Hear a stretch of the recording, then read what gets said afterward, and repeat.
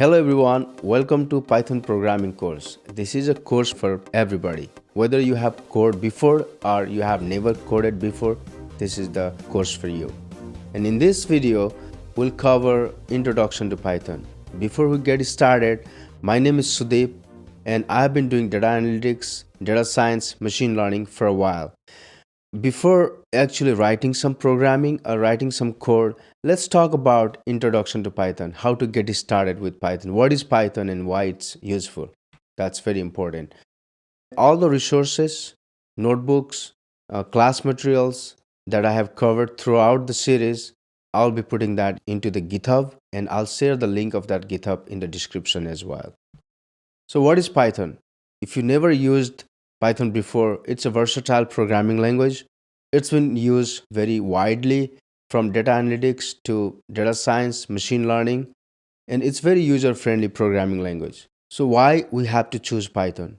There are some other programming language as well, but I really prefer to use Python because it's very simple and it has powerful libraries, including from data analytics to machine learning and also deep learning.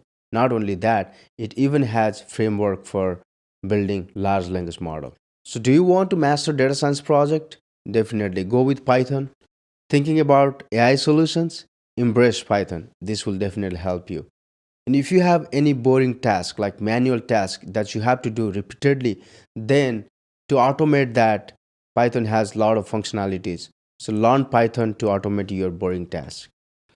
If you are creating any machine learning models like classification model, regression model that you can build with Python, and you have so many ideas like you want to do some kind of modeling or build large language model application, then giving life to that idea is very easy using Python. So you can do rapid prototyping of your next big ideas just using Python. Not only that, if you are using or building any web applications, then Python has a framework for that too, so you should use that.